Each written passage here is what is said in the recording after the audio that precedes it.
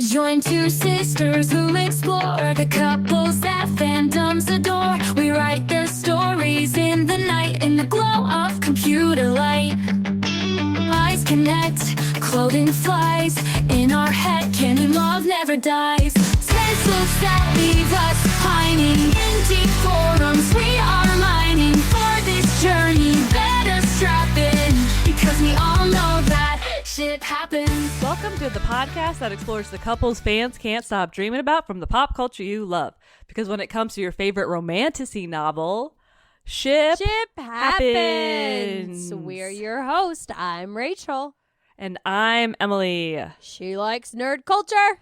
And she likes making podcasts, so we thought we'd join forces to make a podcast about popular online ships. And the best ships are the ships we get from you, our listeners, so be sure to send us the couples that you're fixated on to shiphappenssisters@gmail.com. Ship Happens Sisters, because we are sisters. Yeah. We found a good way to work that in naturally. After all these months. Yep. And this episode is kind of a Ship Happens Sisters book club. Yes. We both read the book. We've learned that it's sometimes easier to talk about these things when we've actually know what we're talking about. Who would have known? I've actually experienced it. Yes. So that's why we like the movies. We like the books.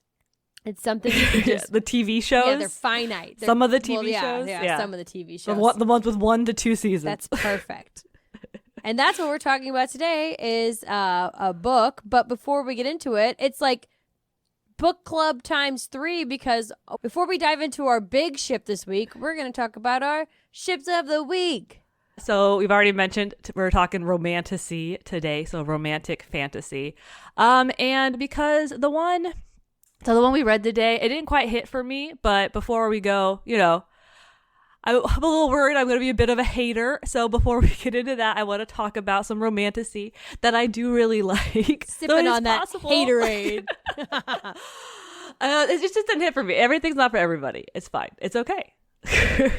But yeah, so some romantasy though that I do really enjoy. I highly recommend. And just the more I see it, the happier I am. So it's not even...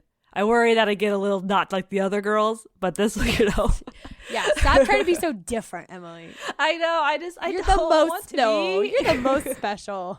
I know. Oh my gosh, like the protagonist. Actually, this book wasn't that bad with the most special girl stuff. No. But, anyway, some romantasy I do really like is anything that's written by T. Kingfisher, and I feel like she's not underhyped, but every time I see her being recommended or she's wins awards and stuff, I'm just like, yes.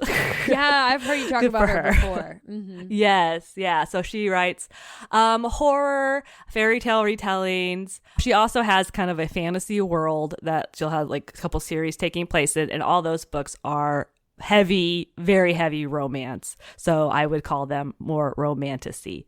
But what I love about her stuff is that her characters are so good. They're like people to me. They read like human beings, and they are all real adults, full on adults, mid-30s minimum. I love that. Yeah, that is nice, because you read a lot about those 19, 20, right? That seems to be female male characters can't ever actually be in their 20s. No. Can't be past 20 years old.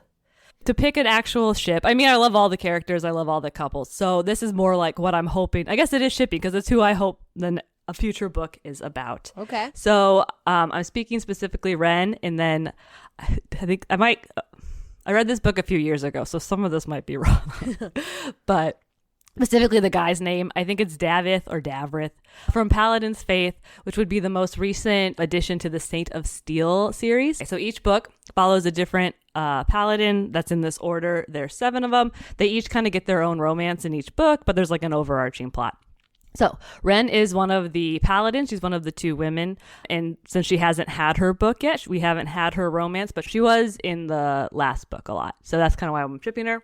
So in that book, she meets this guy, Davrith, whatever his name is. Not important. It's not important. She kind of has she develops a crush on him. But then she finds out that he is actually a spy. So he's a coworker of the main character of that book, which her name is Marguerite, who's a spy. So she kind of gets her feelings hurt. This guy, he was kind of nice. He was hanging out. But he's like, she can't really trust him anymore. So it's not a great start to a romance. I would not be in favor of it, except that like I don't think he was really leading her on or making any like promises. That I think I would be mad about. But so she, you know, when she finds out, she wants nothing to do with him, but you kind of get the vibe from him that he's like regretting his choices. He's like sad that she's hurt. So I'm kind of shipping them for the next book because I want the pining. I want him to be pining. Okay, yeah, I want some like that. Yeah. Some like groveling from him. I want him to have to like fight his way back. I think it's a bit different than like the arc we've gotten in the past. We haven't had like a second chance romance like a yet. redemption story. Mm-hmm. I like that. I think there's potential there. I will point out this is the second week you brought like a spy. This is the second spy. Yeah, can't trust him. Can't trust him. Apparently I like that. that's the dynamic you're into. Which the tension. Yes. Yeah. Yes. But I also feel I need to mention another potential ship I have from this series would be the other woman paladin. Her name's Judith.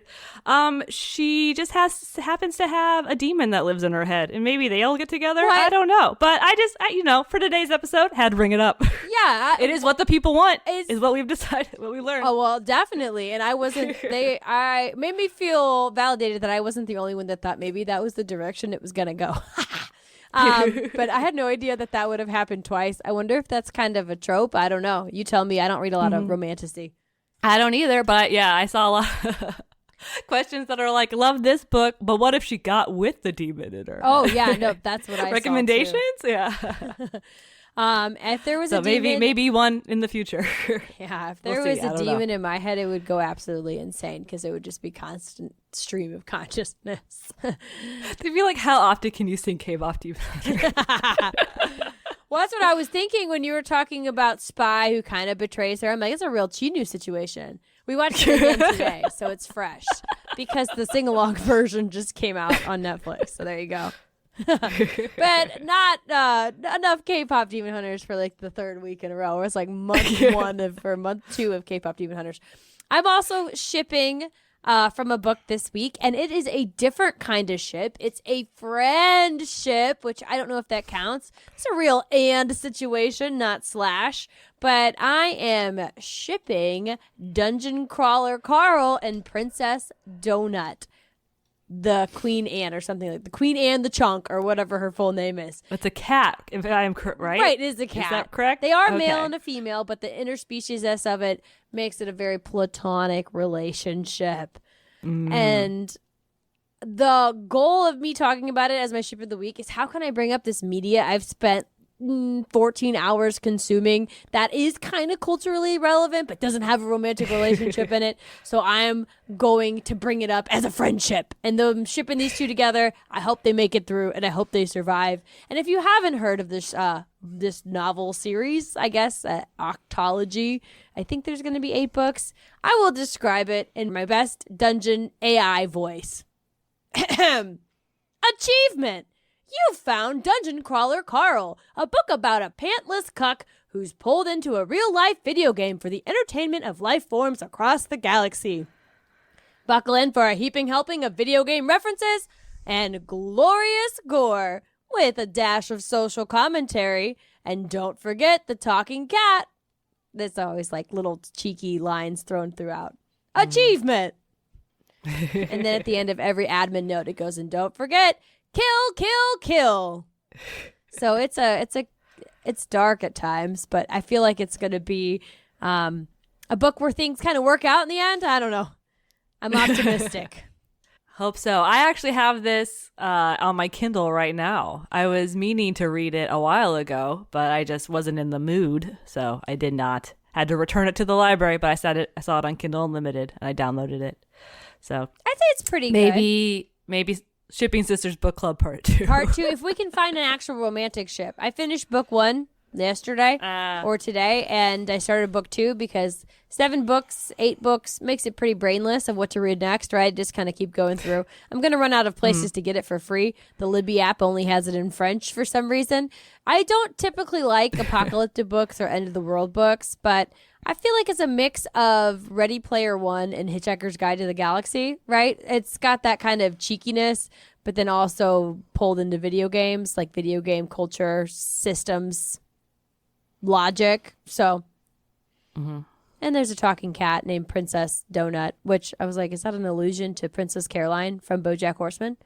Anyways, here comes a segue. The first time I saw this book, too, it took me almost a year to read, but I first encountered it, and it was at Emily's house, because you had a physical copy of it, right? Yes. So, yeah, I got a physical copy from the library. Sat on my table for 3 weeks. Yeah, I just never picked it up. I just wasn't feeling it. Well, I picked it up, and I read the jacket, and I thought, wow, that's actually something unique that I have not heard that blurb before. So entered my zeitgeist, my psyche, and it stayed there, and then eventually I read it. But also a year ago, there was another book on that table that you gave me to take home. And that's the book we're talking about today. Yay! And so, why should I have it out? Yeah, 12 to 13 months later and 3 copies of the book, here we are. Because what book are we talking about today? And today we are talking One Dark Window by Rachel Gillig, and the ship specifically would be Elsbeth, Spindle, and Raven with a Y-U, which would be the main characters. Those are the main couple. So Raelspeth, I think, is the ship name we're going with, although I Googled what is the ship name, and that is what Google told me, and it is bad. It's basically Elsbeth with a raw in front of it. It's like they didn't really try to mesh it. I didn't see it used a whole lot. It's not Elsbeth. I like that one. Elsbeth with the Y. Yeah, you got that extra Y in there. You have to have a weird vowel somewhere. Yeah. Hey, at least there's not an apostrophe. Yeah, I figure like that happens a lot in fantasy. But yeah, that's what we're talking. So why did I have multiple copies in my house? The way I acquired my first copy of the book is that I purchased a mystery box from a bookstore in, where we live that I like for my birthday. And it was included in that box, and I picked it up because what does it say on the cover? It says like Maiden, monster, martyr. Right. I was like, this sounds cool. So I picked it up. I got about a quarter of the way in, and then I just set it down and never picked it back up again. It just didn't vibe for me. I think even when I did it, I was like, this maybe is just not the right time. I need to give myself a deadline. Yeah, I for real. But yeah, so that was 3 years ago. I've 4 books were in that box. I've read 2 of them this year. Oh wow. Still haven't read the other 2. So that's why I do kind of need a deadline. I'm a mood reader, so this kind of random doesn't really work for me. So that was how I acquired the first copy of the book. And then last year, I like these advent calendars on Etsy for Christmas. I got a book themed one. It came with a book as a gift. And then I debated waiting till Christmas to open it because I thought it's the biggest gift. That would be fun. But I didn't end up waiting till Christmas. I opened it day one, thankfully, because I'm all excited. I opened it up and there it is again. One Dark Window. And I'm like, not only is this a book I already own, it's one that I DNF'd years ago. So that is how I had 2 copies of this book that this doesn't really work for me. Well, and I remember when I found it, you were like, I think you might like it, right? It's, you told me about the monster. The thing is, it has a lot of notes that sound like it would hit, right? Yeah, and it's very, very popular. I had seen it, I like to watch booktube stuff, so that's book YouTube. Mm-hmm. And it comes up, and kind of the vibe I got was romantic-y, but really well written, really good world building, all that, dark and spooky. Yeah, good vibes. I do some good vibes, but it's I know it's really popular. People really, really like it. It just didn't work out for me specifically. And it wasn't bad. It's not sometimes I finish the book and I'm angry. This one, it just didn't work. Yeah, it was a good book in the sense that it was I didn't hate reading it, and I wanted to keep reading it when I was. It just didn't call me to it. And that's to say I did read it, but like Emily, it was not the first time that I tried. So I think I took it home with me that day, and I tried to read it immediately after, sometime in the near time frame after that. And I don't think I got more than a chapter in. And it just did not click, as you mentioned. But then we were talking about, hey, let's do a book for an episode. We've been hitting a lot of TV, movies. Let's get a book. Let's literary here. And this one came up, and I said, we were both going on vacation. I thought this is perfect. I'll take the copy I have with me. I'll read it on vacation. Then I promptly forgot it on vacation. So we were at Walmart. I picked up another copy. So that means after all this, we have 3 copies of One Dark Window between the two of us. And it's not really, because I also took it on vacation. It's not really a summer vacation kind of book. It's a little too. It's more of a fall book, a fall winter book. I definitely agree. The vibes were not quite beach vacation. Not a beach read per se. But I was reading it I tried to read it on a train. But anyways, I didn't get very far in it because I ended up getting COVID on my vacation. So there wasn't a lot of time to read when you're just being miserable.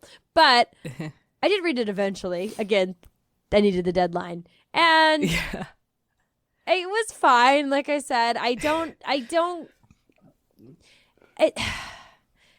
was fine. So we don't always have the same taste. I feel like sometimes you like stuff. Yeah, we definitely don't like the same stuff because you like more high fantasy and I like literary fiction because I'm bougie.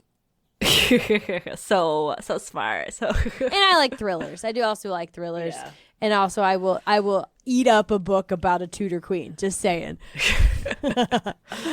But this one just somehow was like a miss on a thriller and a mystery and a gothic. I don't know. So anyways. Yeah. I feel like we might be in the minority here to be like, yeah, it was fine. It was like, it was a good book. Because I feel like the book itself is divisive. When I was digging into it on Reddit, I feel like people either really, really love it, which was my impression of Book Talk, where I saw it being really highly praised. But then when I started doing the searches, I got a lot of people that said they DNF'd it. And it just seems to be one of those where you either love it or it's like not for you at all. Which, if I didn't have this podcast, I probably wouldn't have finished it. But I'm glad I did, because it did get better. I don't know why I would have invested that time in it if I didn't, I didn't want to have to start researching something else. Well, I think it things that get super hyped, you go in with more expectations than you would a regular book. So maybe maybe you see that, oh, this is a really good book, and then it's like worse when it doesn't meet your expectations than if you had just gone in knowing nothing. Yeah. So maybe that's kind of the dichotomy there. Well, because with the first time you read it, had you heard about it before, or? I don't think so. I think just of the 4 in the box. It was the one that could, right, because it has a lot that sounds like cool. Yeah, it just was the most appealing to me, just at the time.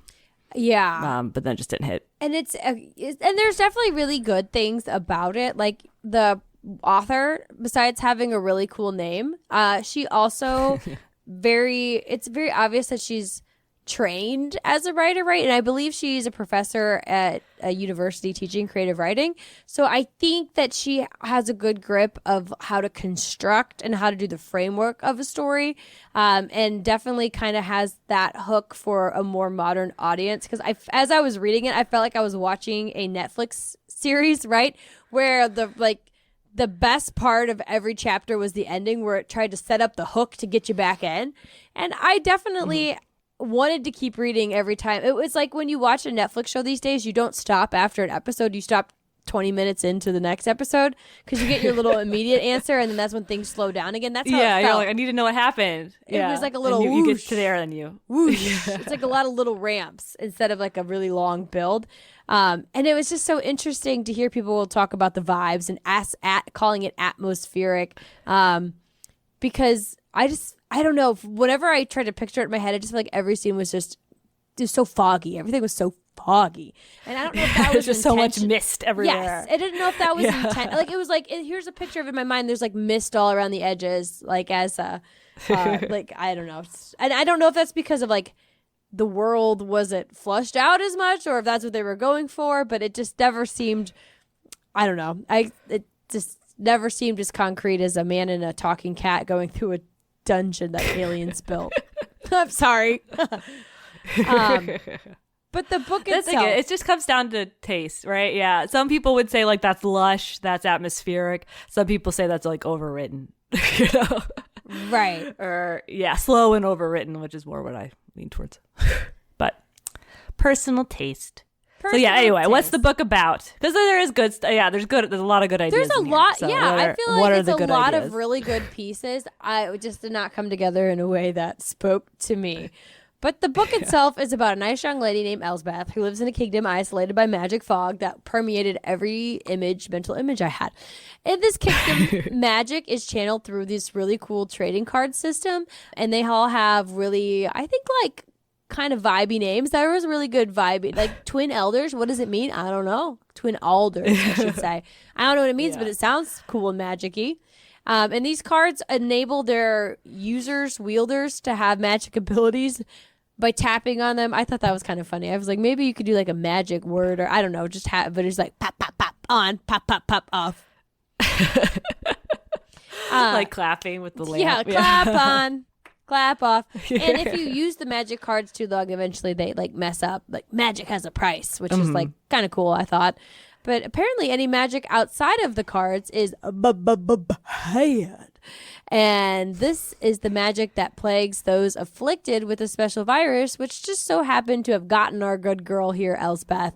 And then she has to hide her magic and the monster that lives in her head to keep herself safe from, I guess, the SS of her kingdom, right? The secret police. They're not even secret. They just be tromping around, wielding But their anyway, own yeah, she has magic cards. secrets. She's got to keep her magic secret, but then plot twist, she meets the captain of the child killing troop. So yeah, the mostly children that get this. Yeah, I thought So that they was like haul I the guess, children away to kill them. as if the magic So- isn't useful, right? They're like, well, we'll give them a Yeah, chance so to I feel serve like the that was kingdom. a reveal later. So Oh. yeah, I think they tell the people all the magic is evil, and so that if you get the disease, if you get the magic, automatic death sentence, and then if you shelter anyone with the magic, automatic death sentence. So she meets the captain of this troop. He's very dark, very handsome, very broody. It turns out he's also has magic, but so that's why you find out if the magic is useful, then you get to live. So it's a little hypocritical. Also that he's in charge of the secret police. So, but yeah, he's hiding his own magic. Sorry. Maybe Rachel could read this. These are her jokes. Right, so he's full of his own secrets and things that he's hiding, like his magic, and as well as his throbbing boner for Elsbeth, who, despite being neglected by her father, hated by her wicked stepsisters and mother, and I guess basically shunned by society, she's told babe. She's told babe. Of Every course. man that encounters her is like, yes. Even like the mean prince, the villain, I guess, of the story. But in the end, she teams up with Captain Raven and as his secret coup that he's preparing to attempt to collect and complete the deck of magic cards. And once they do that, they can lift the magic fog that makes you die also, apparently. And then cure all those afflicted with the magic. So really got to try to get those patterns. Right, 'cause the mist put makes those you patterns sick. in the past now. Yeah. And the live thought, like it the makes you queen I'm sick. meant to be. Sorry, that's more K-pop. It's a similar vibe. Yes. So yeah, the fog makes you sick, gives you illegal magical powers. The magical powers degrade. So you either die and maybe become dangerous because of that. So the king is attempting to reunite the cards. That's how you get rid of the fog. But you need to do like a human sacrifice. The human sacrifice is going to be Raven's brother. So that's why he's trying to do it first. Right. Because he doesn't want his brother to die. The king wants to use Raven's little brother, Emery, and Raven wants to use that bad man who kills all the kids. So obviously we're going to be rooting for Raven to finish the deck. Yeah. And he's pulled in his family and apparently some other, one of the princes of the kingdom and all that good stuff. And it's a race against the clock. And they're just missing one card that they're trying to track down. Oh, and fun fact, one of Elsbeth's magical powers is that she can see auras or glows from the cards, which is why she gets pulled into the scheme because they find out she can do that. They're like, hell yeah, this will be helpful. That'll be really helpful. Yeah. Yep, and so they embark on this quest because this book is definitely billed as romantasy, which I saw a lot of comments online saying that it leans more fantasy than romantasy. I've heard someone call it high fantasy. I saw some people refer to it as high fantasy, and I say, how could it be high fantasy? There were 0 maps. There's no map in this book, and I think to be fantasy, you No need map, to have, no like glossary at the end.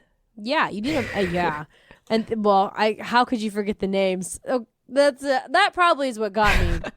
Honestly, I didn't give it a fair shake after I constantly read The Shepherd King as Stephen King for the entirety of the book, and the kingdom's called Blunder. Like, come on. Okay, so let's dig into the central characters to the story here.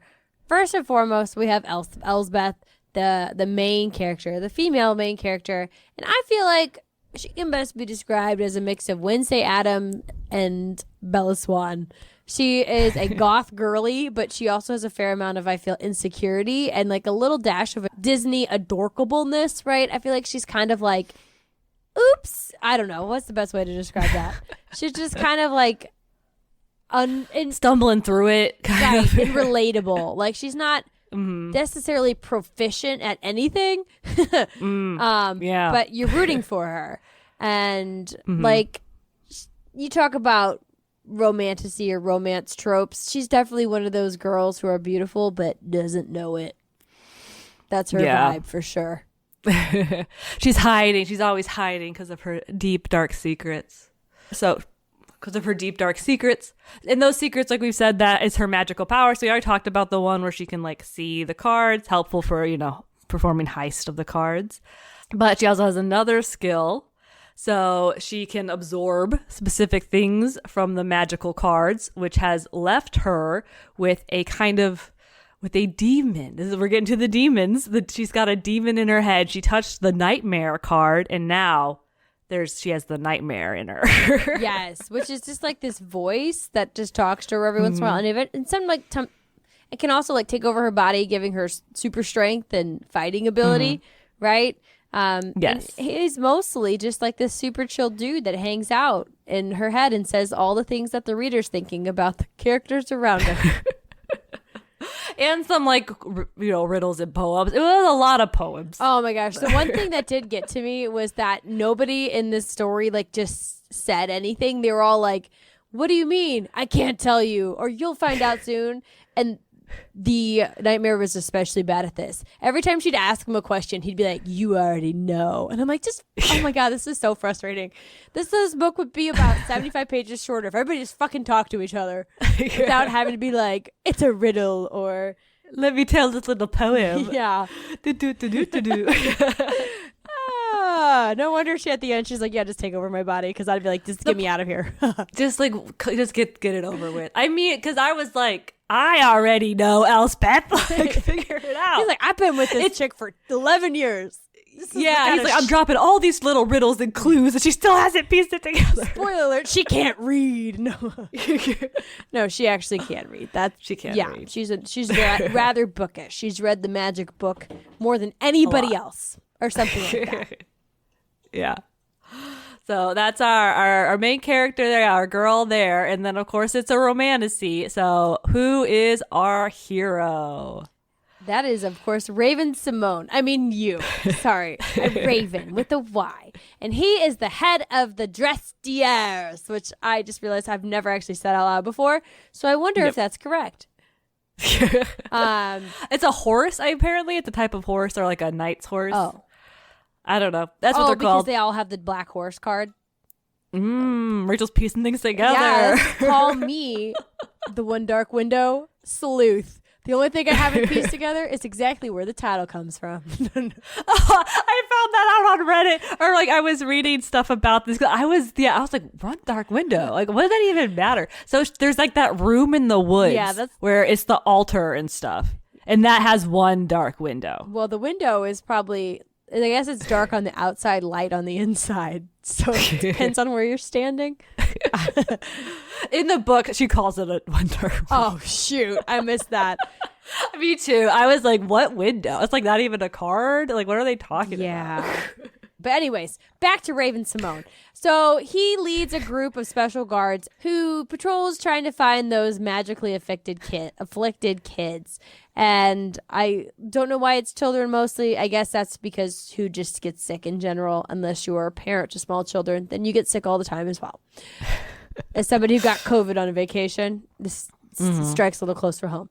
And while he is assigned the job of ridding the kingdom of magic, Raven also has those secret magic powers we talked about. And he is working against his king, or the king, his uncle, to complete the deck and then lift the curse himself, right? So he's trying to save his brother by doing what the king wants to do.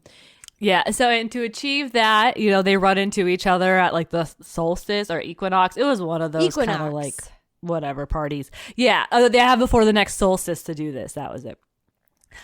So Raven and Elsbeth run into each other in one of these parties, but he kind of pulls her into his conspiracy, during which, in order to keep their cover, they have to pretend to date. Dun, dun, dun. And they're unhappy about it, but maybe too unhappy about it. Yeah, so spoiler alert, that pretense ends with his head between her legs.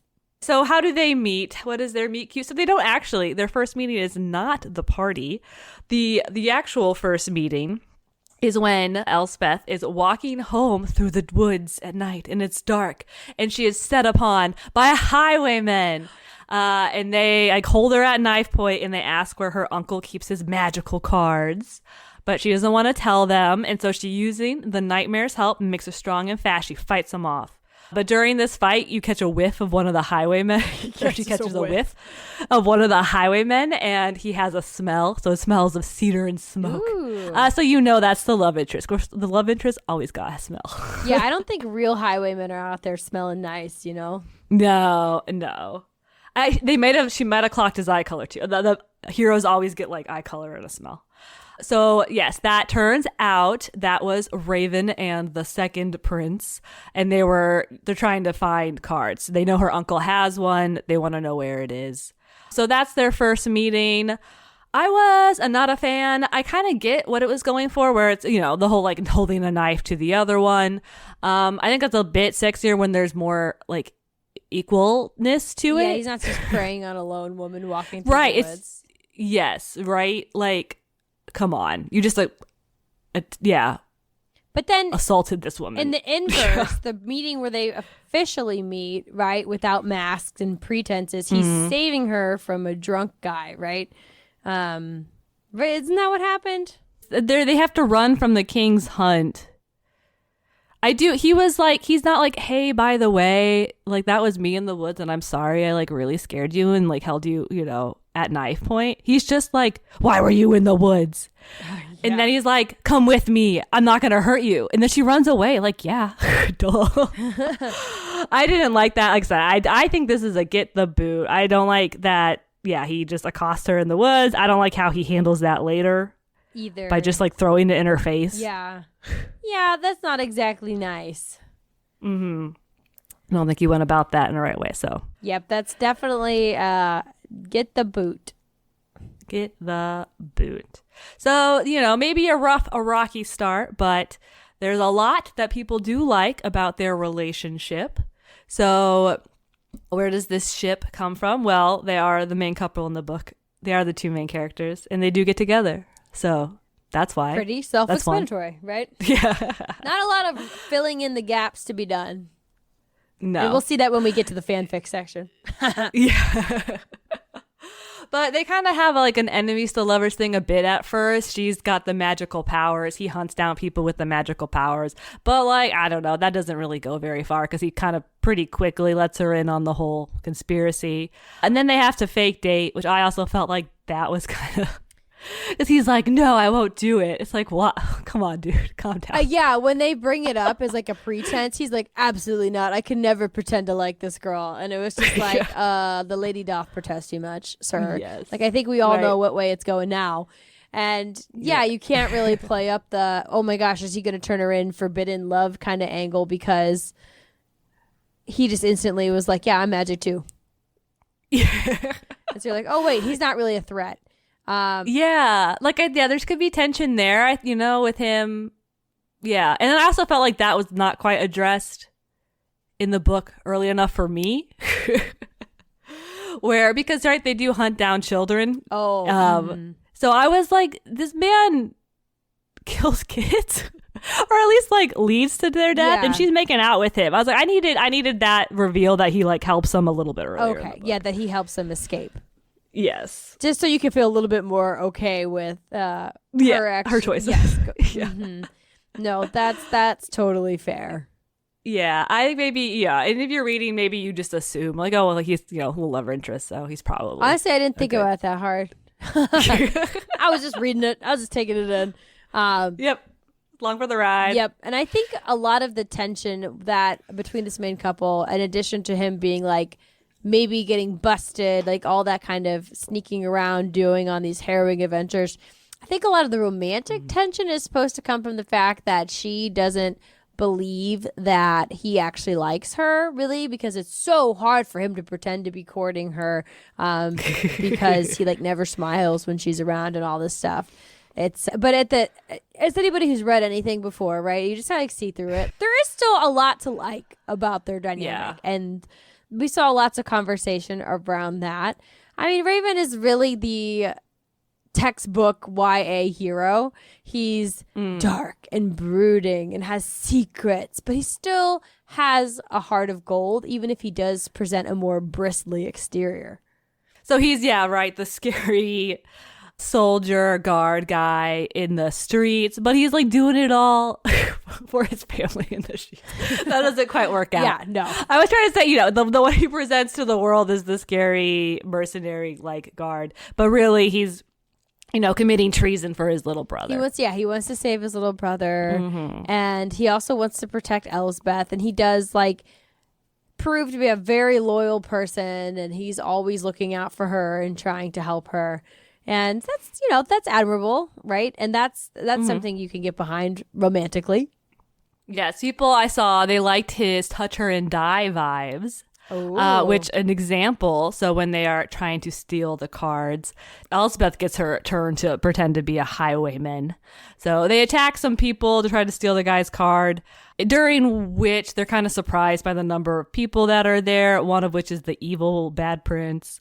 In the kind of fighting, he breaks her wrist. So then later, the prince and Raven kind of have a showdown where it's like they're fighting, but they're like pretending it's training, and during which he like stomps on the guy's hand as like retribution. And I feel like there's some really good quotes in there that I was like, yes, this is the stuff that I came for in a romantasy. And one of them was when they finally do hook up or whatever, and I don't remember where exactly this was, but after the phoniness of their courting facade falls away, Elsbeth asks Raven, "Are you still pretending?" And he gave a surprised laugh in front of everyone, leaned in and kissed her and said, "I never was." Which I was like, yeah. Was that when they were doing the game? Yeah, maybe. I think that was when they were under the effects of the truth serum. Yeah, it becomes kind of a motif, the pretending thing. So it gave like real or not real vibes to me I from was like thinking Hunger Games. she's kind of like Katniss in the sense that she doesn't believe anybody likes her for real. When it was just like it was very obvious he was into her from the start. And they didn't really pretend that much. No, there was nobody. They pretty immediately leave and like go to like isolate themselves. But okay, whatever. Oh yeah.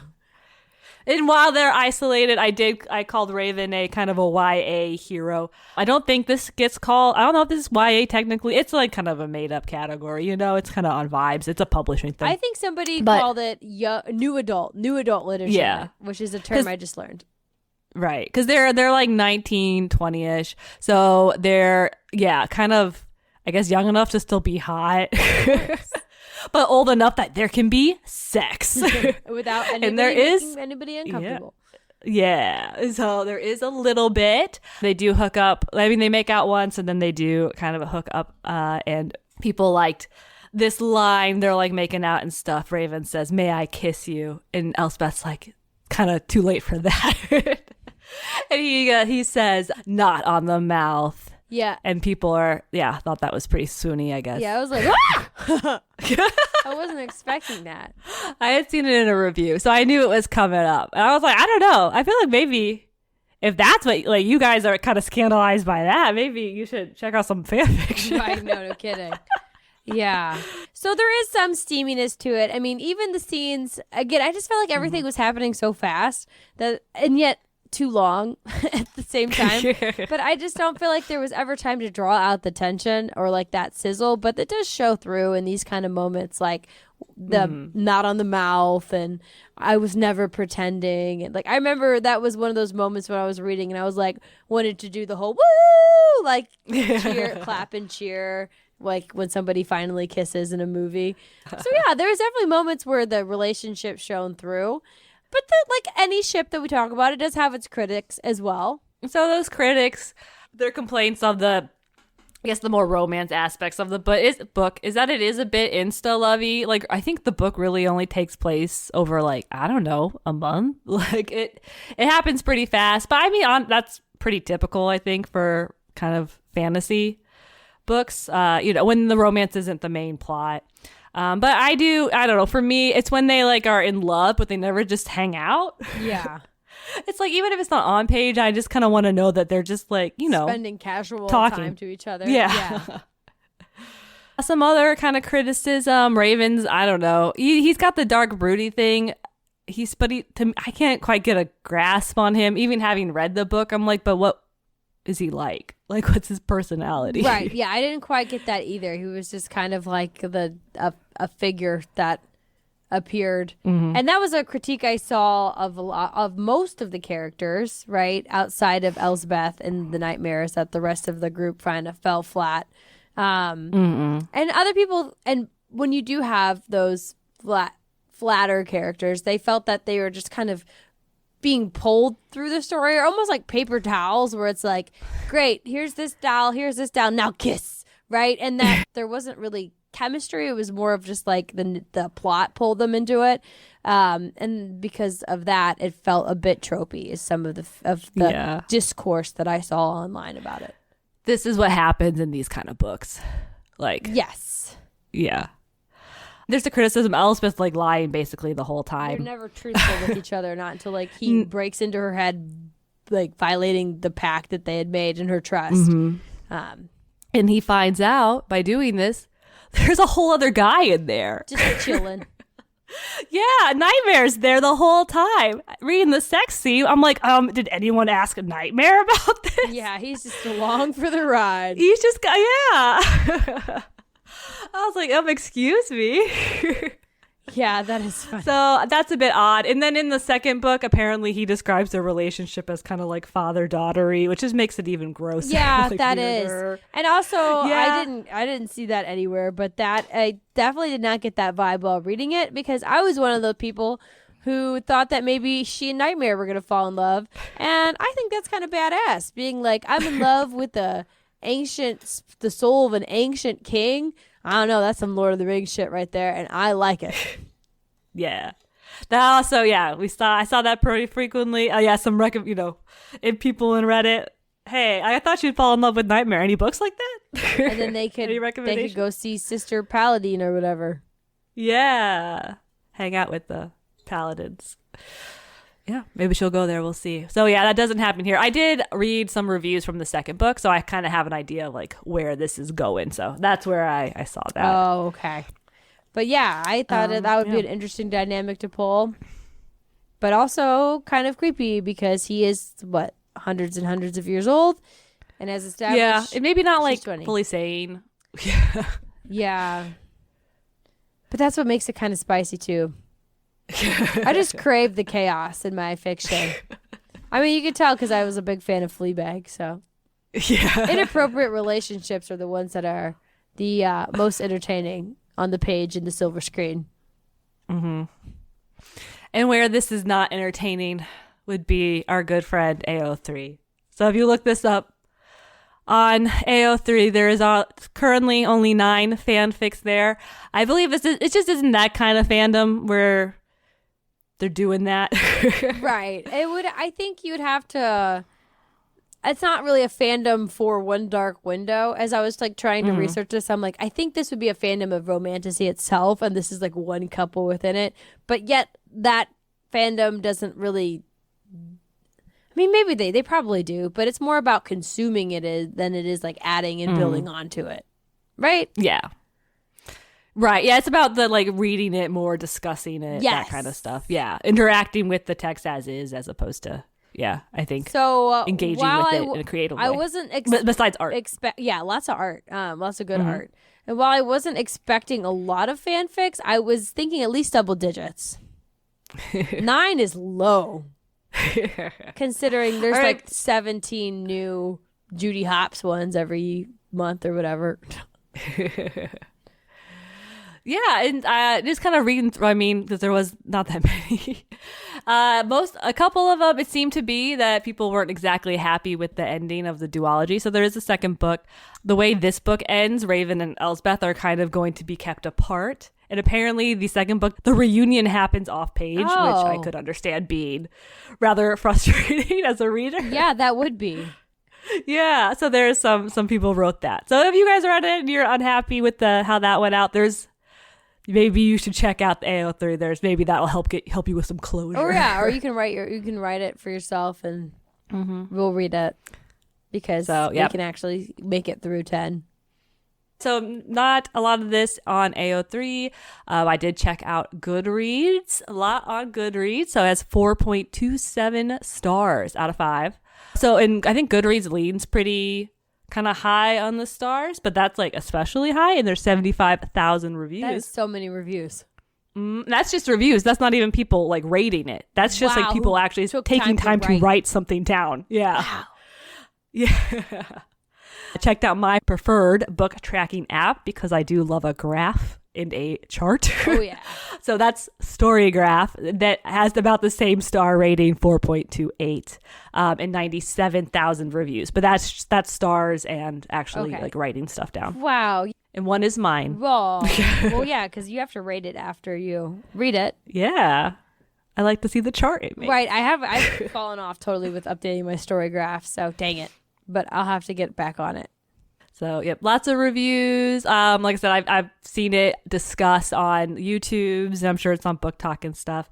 And it was actually pretty prevalent on Tumblr when I typed in One Dark Window. There's quite a few posts, a lot of fan art, a lot of cool art. I will say, I feel like a lot of the art of Raven, they just kind of left his beakish nose out. It gets described quite a bit, and I liked it. I was like, yeah. Oh.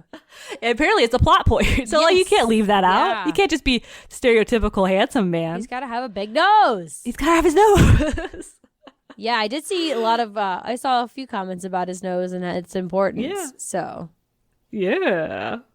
that I hear it described in book 1. You don't understand why it's important until book 2.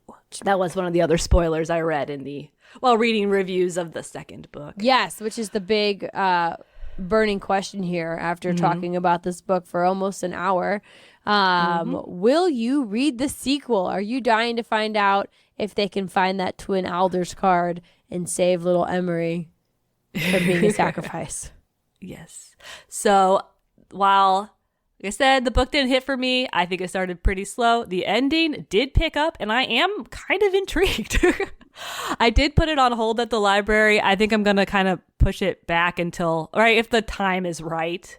Because I do kind of like where it ended. And then in the reviews, in the next book, you start to get multiple POVs. And there's a new romance. Yes. And that romance is between the second Prince Elm and then Elspeth's cousin/sister Ione. And I kind of felt like they were the two more interesting characters in the book. I know, I agree. And Ione, whatever her name is. My guess is Ione. It's Ion with an E. I read Ione, but I liked her better when she turned into a cold-hearted bitch. Me too. I was like, yes, a spine. Someone has one. I agreed with the Nightmare. He was like, I like this version. And I was like, you know what? I like this version too. She has a great line where she's like, this is what women have to do for power. Yeah. Because she uses the maiden card to make herself beautiful, but at the cost of like having no feelings. It seemed to me she saw the world for what it was. Yes, yeah. I was like, dang, like she's got an interesting perspective, and I'm more interested in that as like this is what the cost is, like to be beautiful, because that's in this world is what it's gonna take to maybe make change. She seemed interesting, so maybe I'll read it if the time is right. I've got some other stuff I want to do first, but yeah, I'm it could be going in an interesting direction. Yeah. So yeah, what do you think? It's hard because if I had unlimited time, I probably would. I think maybe if I gave it a try on audiobook instead of reading the physical copy, maybe I would pick up more of like the prose that people are and the writing that people are praising. Because I did kind of like speed read it at times because I was just trying to get the plot down for the podcast. So maybe I would do that if I had a couple Audible credits to burn or were looking for something. Without you're deep in the dungeon. I though, know. Now so. I'm in an eight book series. I'm like, I don't know if I'm going to have time. But also just like, maybe I'll read the spoilers. I don't know. Because I do want to know what happens, I guess.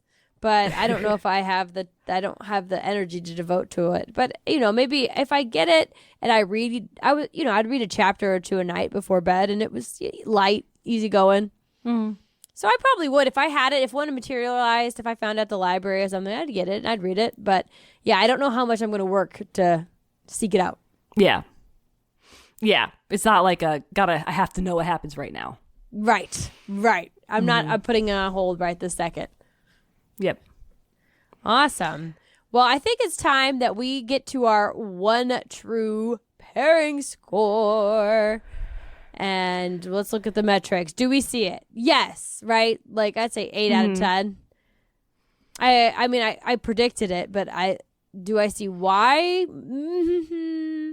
It happened because it was happening, right? Yeah. That's more like, do you see it? Like, yeah, they, got together. Then do you want to see it? Like, I wasn't, like, that wasn't why I was reading. I was reading to find out about the cards and stuff, not so much the romance part. So 8, I did see it. I'd say like 6. Do I want to see it? Right? Because it was like, it's not the worst romance. I'm not picking up the next book to find out what happens with them, but it's like it wouldn't be awful. And no sizzle, no nightmare. Yeah. And then is it high? I guess some people think so. I don't know. I can't get over the nightmares just chilling. Okay, yeah, that's fair. Right, yeah. Having a third party in there without another person's consent is not sexy. Right. So that's the intent is there. So I don't know, 5. I'll give it a 5. So that makes it an 8, a 7, and a 5. I'm trying to give like more variation in score so it doesn't just always end up being 5. I think that 8, 7, and 5 is probably like a 6. It's a 7. Rounding. It's a 666, which I think 6.66, which actually is pretty good for the nightmare. So I like that. I give it a 6.66 out of 10 souls of ancient kings. Which is a spoiler. We never said that, but it is the nightmare's the shepherd king. I think most people could probably figure it out if you rubbed your brain cells together. I didn't. It was a surprise to me because this was a book that I turned my brain off and I was like, let's go. It's like, who else could he be? There's no other characters. Right. I guess I want to give it a 5. 5. Oh, I thought of something. Flower crowns. Flower crowns is good. Oh, how about this? 5 smiles that don't meet your eyes. Oh, yeah. Here's an even better one. General, that was good because that happened a lot. Yeah. 7 out of 10 oily voices. Or I think it was also like lips quirking in an almost smile. Yes. I think Raven did a lot of that. He did. Yeah. It was like he was always trying to stop from smiling. The almost smile. He's always cheesing around her, but it didn't quite. He had to hide that giddiness. Yep. Well, all right. That wraps up Raelspeth. Mm-hmm. And our time with One True Window. Maybe we'll cover him again if we read part 2. Maybe they'll end up being our ship of the week. And now we have a new segment because this is the first time it's happened. We have listener mail. Because apparently we were wrong. There is some spice to Z-Link, and it's the fans. Because they are spicy, and we love it. We might have ruffled a few feathers with our last episode, and it turns out that making those sweeping, controversial takes inspires engagement. And it's like, hey, we figured out the internet. Yeah, maybe especially when you're talking about a beloved series with you have no experience. Yeah. Or, just like really taking swings. Yeah, exactly. About something you don't know anything about. Don't know anything about, and that people hold very dear to their heart. That's like a part of their childhood. Yeah. Classic. But we did get some more insights from somebody who vocalized their disappointment and frustrations, as well as gave good insight into why they are a fan of the ship. And that is from @bitcat9 on YouTube. And let me read you what they said. Link and Zelda are a 100-year-long slow burn where she starts off hating her bodyguard and then grows into something more. A mutual devoted love that ends up turning into something very emotional when she turns into a dragon. It has similar appeal to Anakin and Padme and that courtly love, forbidden romance between a princess and a knight that I personally love. I love men who are loyal and devoted to one woman they love. Link and Zelda actually have a connection that develops over the course of the story and is important. And I think when you like really focus in on that 100-year slow burn, that's like the best of the ship, right? So between that fan edit that I was gushing about when we recorded, as well as the fan art that we used for the cover image, like where it had one of them standing in front of the mirror and you could see all the versions of them dancing in the background. Like, yeah, that definitely is a lot more. I can see the romance a lot more clearly there. Mm-hmm. Yeah, I like the way it's just boiled down. I kind of like, yeah, I get why it's romantic now, the way it's phrased here. Like, yeah, where was that comment when we were doing research? Like courtly love, forbidden romance between a princess and a knight. Yeah. Yeah. I just don't think I knew it was forbidden, right? Because I hadn't played the game. Right. I didn't. Yeah, we had missed that piece. I guess the rank just makes it different. I don't know. But yeah, that is some really good context to add to it. Mm-hmm. And, like, I don't want to walk back what I said. We know, because we said what we said, right? So, and in the end, it comes down to preference. So, but I could see how it'd be kind of frustrating, because it's one thing to just be like, if someone doesn't like something you like, it's like, people have different tastes, but people just aren't like getting it. You're like, no, it's right there. And I think our problem was we probably should have just like focused in on Breath of the Wild and Tears of the Kingdom, because I feel like they were the more like narratively built ones, and instead of trying to absorb 30 or 40 years of storylines, maybe we would have been able to like distill it down better and understand it. I don't know, but yeah, that was definitely helpful. And I also just want to say, like, when we said vanilla, it didn't mean bad. And also, I feel like part of that meant that it was just not very controversial, right? Because there wasn't a lot of haters on it either, except for us, apparently. So, yeah, it was just like generally accepted because of that whole, it could be or couldn't be, right? Mm-hmm.